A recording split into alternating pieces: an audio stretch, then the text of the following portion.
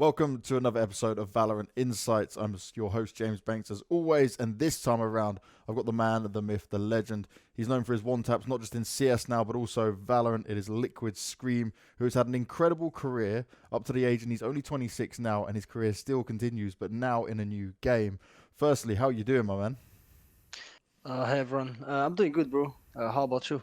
Very good, thank you. I'm glad I can finally get you on. I've been wanting to chat to you and get some more insight from you.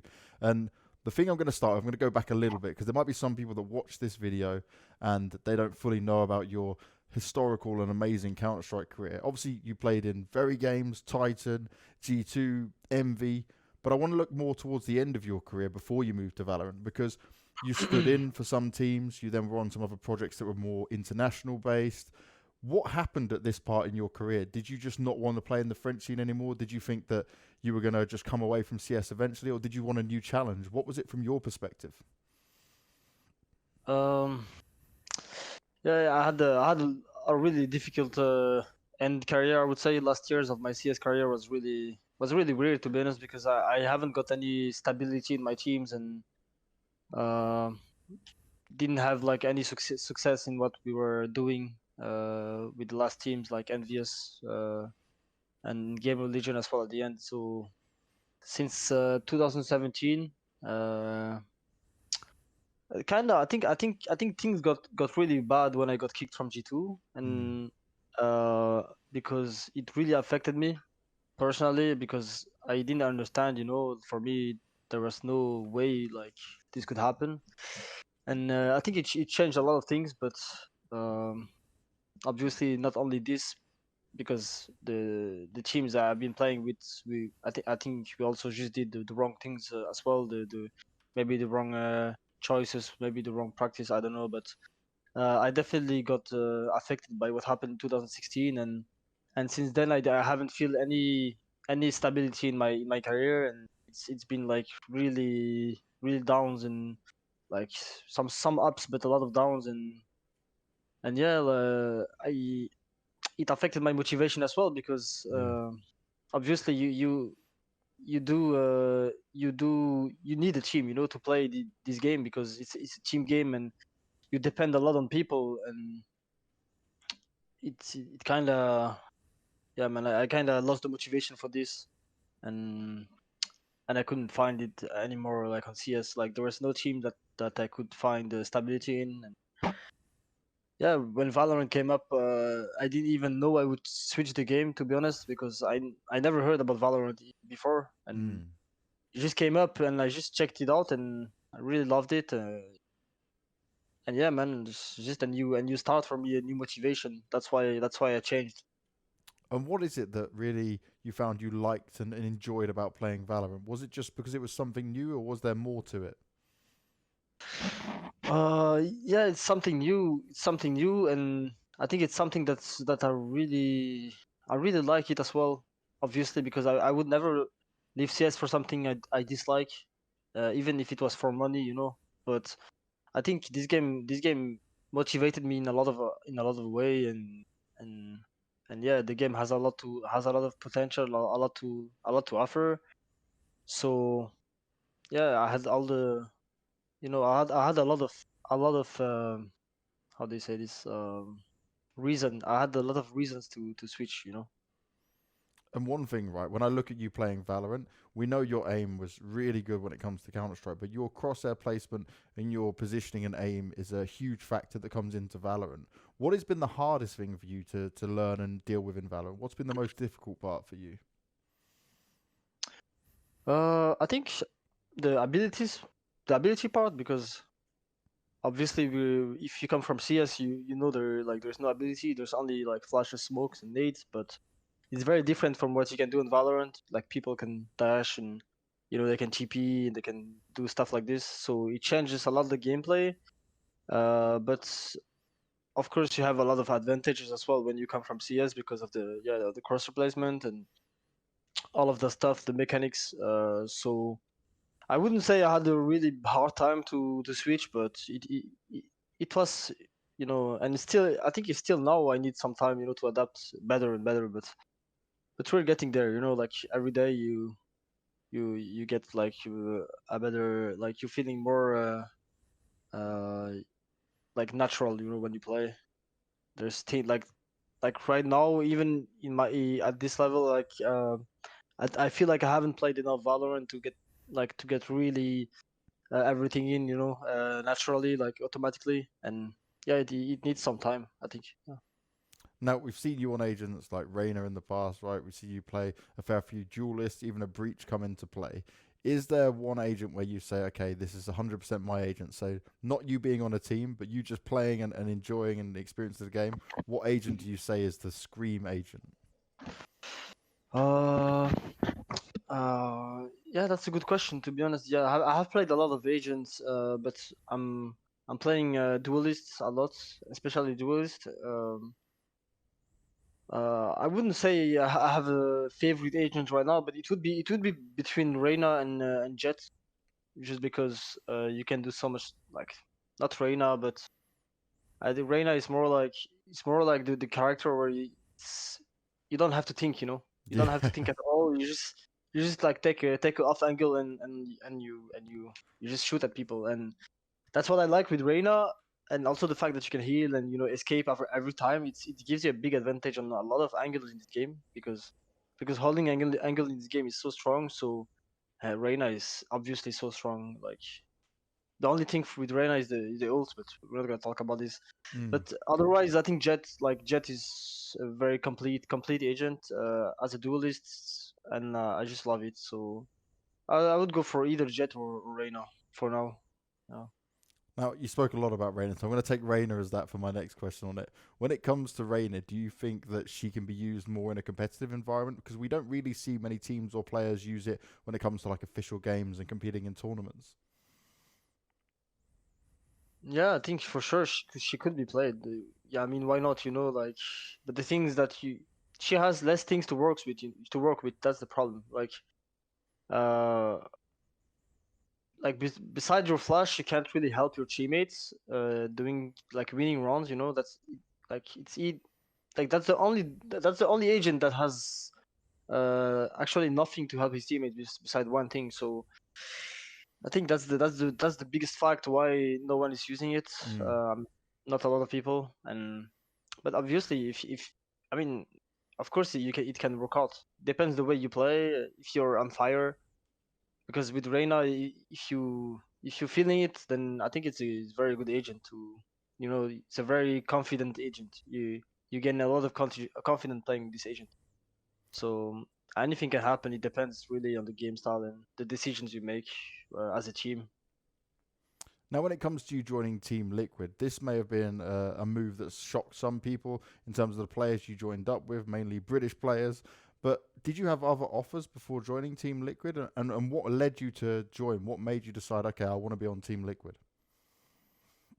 Well, it's been a little bit complicated to get me out of CS because I was contracted, Mm. to Gamble Legion, and not a lot of organizations were ready to pay my buyout, So I'm glad Liquid like has done it. So I'm super happy, and like they were like definitely the most motivated org to get me, So things got natural, and as soon as I decided to switch, to make the decision to, I mean, finally do it, because it took some time for me to think as well about it. And when I took the decision, Liquid was there, they were ready, and I'm super glad about it, how things were going.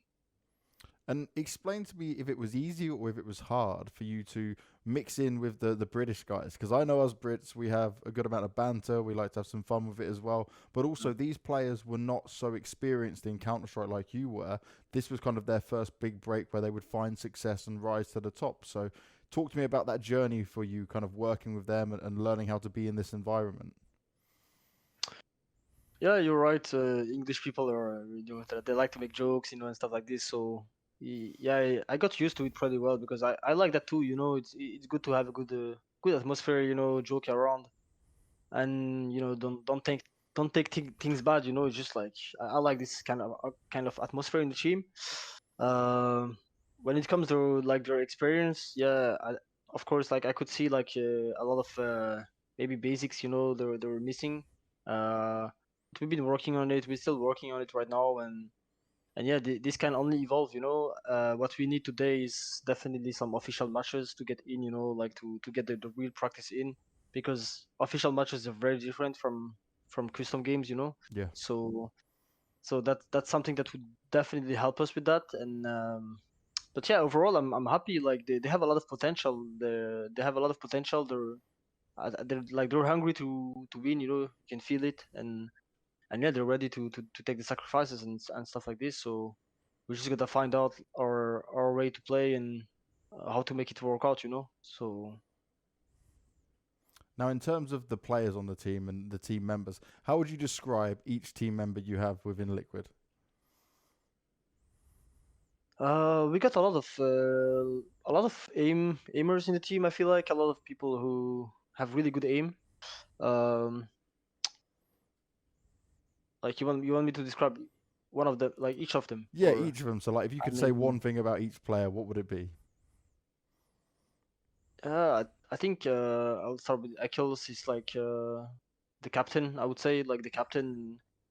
He likes to think. He likes to take the things in hands, and to you can feel it that he's happy in doing this. So and he's really thinking about the team a lot. So that's a very good point about him. Like he's ready. He's ready to sacrifice himself to the team, and that's a very good point to me. Cryptics. Cryptics is a very good sentinel. Like he has a good. I like his game style. Really fits a sentinel game style, and I don't know. Like I think it's very important for the team. Maybe one of the most important. So yeah, man. Like that's what I can say about him. I think Sulkas is a very good aimer. I think Sulkas and Link is kind of the same kind of like players, I would say. Okay. Like they're both like very good at aiming. Like one of the best aimers I've seen in the game. Like they're skill wise, they're really good. Um, and yeah, like obviously, like we all have to get better at some point, some aspects of the game, like communication and stuff like this, and like this is our biggest thing to work on is communication. So overall, if we get better at this, I think we're definitely gonna be like one of the best teams in the world, like for sure, because aim wise, like we're all really good. And Now, in terms of the actual Team Liquid lineup, we know Sliggy has a lot to do with helping with the agent compositions. He's definitely watching every single region and looking how things happen. For you, do you think that sometimes at the moment it's really key to be mixing up and changing? Because we see so many teams just stick to one composition, but Liquid's very interesting to me because they're always changing, right? You guys have a very unique style. So I just wanted to get your thoughts on that and how this all comes together. yeah, honestly, we've been trying a lot of things and a lot of comps, and because I think you have to try a lot of things to get to a better idea on what's gonna work better for you, because everyone is different. Every team is different, every player is different, and we try to make sure everyone is feeling comfortable. So I mean, not everyone can feel 100% perfect, but it's a sacrifice that you have to take sometimes, uh, and work on it. But I think having one comp is very strong, because you're really gonna master it. Yeah. Like you're gonna master it, and like it's gonna be natural to you. And I mean, the more time you play with one comp, the better you get. Like that's logic, I would say. But uh, in this game, there's no there's nothing that says, okay, it's gonna be like this and like this, like this. You can play whatever and win the game. So Mm. you can even in tournaments, we could see like 5 duelists next tournament, and and they might win the tournament. Like it really can happen. But of course, it's not the best way to think, but anything can happen. Depends on the game style you have. Everyone is kind of playing the same comps all the time right now, because there's a meta game. Yeah. I think it's always gonna be like this. It's always gonna be like a meta games where people are gonna play comps like usual comps, like. But I wanna see some special things. I wanna see like some really special things. Yeah. that's what makes Valorant so interesting, right? Mm. Compared to CS. In CS, you don't have this. Like, this is only to Valorant, and this is what makes Valorant unique as well. You know. Now, first strike, you guys probably didn't get the result you wanted. You guys made it to the main event. It was a lot of hype around yourselves, G2, FPX. And then we go to see Heretics end up winning the whole thing. For you, how much of a disappointment was that event? Or did you see it as a positive and more of a learning curve? Because I think many of us expected Liquid to come in and start to do really well at this first big event for Valorant in Europe. Yeah, I think a lot of people are waiting for us to obviously, perform, do what we have to do, because we're here for this. And like, even when I joined Fish 123, they were winning a lot of things, and people expect that from us. Yeah. And now that we're Liquid, it's even more, because we have a big name, we have to represent it. So obviously that's a little pressure on our shoulders, but it's not that much. We're trying our best, and for this tournament we did practice a lot. We did a lot of practice. We were happy with how things were going. We lost against the Heretics. They were really good at this tournament there, and they won it as well. um I was disappointed, obviously. I think everyone was. Like, it was a really big event for us. We wanted to prove things, and we had definitely the level to do it, to win the tournament, like, pretty easily. I think we had the level. Mm. Now, uh, I mean, we lost against the winner, so I think from there, and even though if we lost against someone else, we know that, like, we're so close to actually do it all the time. So we need to keep pushing, keep practicing hard, and it's gonna come for sure, because that's how it works. Now, after the main event, it was obviously getting towards Christmas time, taking a bit of a break, and before getting back into competitions. How important was that break for you guys? Because especially towards the end of the year, there were so many events, right? The end of the Ignition series, then straight into First Strike qualifiers. Do you feel like it was some needed downtime for you guys?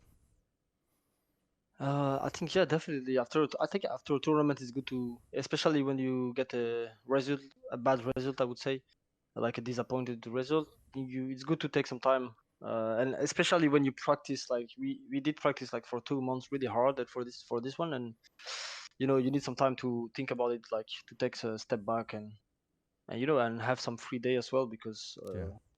just take you with your family and stuff like this, of course. But um, yeah, it was good to have holidays, and yeah, definitely helped us thinking about the things forward. We think a little bit different. We know exactly why we lost last time, and we try working on it every day. And yeah, hopefully next tournament we're gonna show what we're capable of. Mm. Now, after this break, you guys have obviously gone back into practice. You're getting yourselves ready for the VCT. But for you, how much is this in terms of, like, between your stream time, your practice time with the team? Like, what's the kind of weekly schedule like for Team Liquid and for yourself? um, we've been changing a little bit of schedule recently, but like, for example, before First Strike, we've been practicing from 1 p.m. to 9 p.m. So, like, 7 maps with, like, a break. So that takes like the whole day. Yeah. And if you wanna stream, you obviously you do it in the morning, or you do it at the night. And most of us, like, they stream at night. But yeah, it's kind of like, when you practice that hard with your team, it's kind of hard to have, like, a social life, like, to do things, to do a lot of things. It's really hard. You have to wake up really early, and you have to, like, try planning everything all the time. So you make sure you do something else beside gaming, because obviously you have to do something else in your life. Like, it's important, for your for your 100%. for your mental health as well. So yeah, man. Now recently we try to practice a little bit less, like, to keep the focus all in the focus. A little less maps, but we still practice like 4 or 5 maps every day. So that's still, like, a good practice. And yeah, we do some theory as well, some strat time, like, for like 1 hour, like 30 minutes or 1 hour every day as well. And beside this, like, we try streaming. Like, personally, we all try to stream, uh, few hours of Valorant, especially before a tournament. We try to do that. So yeah, to get a lot of games in. So a real busy schedule for sure. Now, how does it compare in terms of practice? Because I speak to a lot of these North American players, and they say there's loads of teams to scrim against. It's real easy to get good quality games. How is it for you? Because one thing we can definitely say in European Valorant is there's not as many tier one orgs, so also not as many players who can just play full time and be able to play a good amount of games. I think there is quite a. We do practice like often the same teams. Hmm. Because as you said, there is no like 20 teams in Europe like to practice against, but we do get some good quality practice. European teams are getting better, I think, and even though America, they're like forward, in the game. Like Yeah. I think they're a little bit forward. Uh, and yeah, but Europe is coming for us for them, and yeah, man, like we need to. I think Europe has to get better right now to show some better things, and because as you said, there's not much teams that Hmm. are really high level, Uh, but in practice now, people are playing really good, and we're gonna see next tournament. Now, in terms of VCT and getting ready for that, is there any teams you try to avoid practicing or you don't want to play against? I think we play against everyone. We play against everyone. Like, uh, of course, now that we know who we're gonna play, we're not gonna practice against them. Yeah. But I think in general, we play a little bit against everyone. Uh, but we try to practice against people who are not in our region as well. Region. So, uh, so yeah, like for example, CIS teams, or Turkish teams, Aha. Yes. Yeah. like so they can't really like you know you know what I mean. Like they can't really pick counter you, if you don't play Yes. against them in tournaments. So it's very good practices, and yeah, man, can't wait to play the tournament, the official matches. We need that, that's what we need today. And that's the thing, right? Because practice games are one thing, you can get some good results, but you don't really know the level you're at 100% until you get into these official games. So are you guys Hmm. just sat waiting now, really eager to get on the server Yeah, and play these honestly, VCT? yeah, honestly, we are like even now, but even before, like before first strikes, we're winning a lot of our practices, like Mm. 80%, 80%, 90% of our practices, we win a lot of games, so yeah, for me it doesn't show much. Like what really shows it's in the official matches, the decisions you takes, and yeah, like the moves and what you show in a actual game, because it's very different when you have something to lose and when you don't have something to lose. Yeah. And in terms of the format for VCT, right, we see some single elimination in there, obviously a few chances to qualify for the Masters event. Do you agree or disagree with it being single elimination at the starting point? I think I never liked I never like single elimination. It doesn't show much, and if you lose one game, you're out. And Yeah. yeah, like it doesn't show much, but at some point, everyone has to do it. Everyone has to do it. It's the same for everyone, and yeah, you gotta beat everybody. You gotta beat everybody. For me, it's not a problem, even though it's bad. Like it shouldn't be like this. But for me, it's not a problem because I think as a team you should be able to manage these kind of things. Uh, but yeah, sometimes you play against really good teams and you get out, after one game, and you don't have a second chance, and that's I like second chance as well. It's good. It's For yeah. sure. If you can have a second chance, like that's that saves you. You can come back and win the tournament, and I think that's where you really see what the best teams are. It's not only like you beat them once and that's it. They're out. No. Yeah, it's being able to come back, right, and show yourself again because Yeah, everyone and can best have a of bad game. yeah, and I don't know if it's ever best of ones in the beginning as well, or Yes, it should be best of ones. Yeah. yeah, like especially best of ones in Valorant. It's very dangerous. Is like if you lose both pistols, you have a really big disadvantage, like a really huge one. Uh, Massively. yeah, also because of the orbs, right? Like when you win a pistol, you get more orb skills, so you get Hmm. your ults earlier, so you have like a double advantage, and man, it's really hard to handle that. Oh, definitely.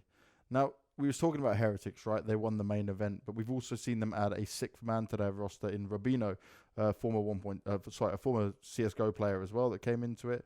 Do you think that this is going to be a trend that we see very early on in Valorant, that teams will add 6 men to the rosters?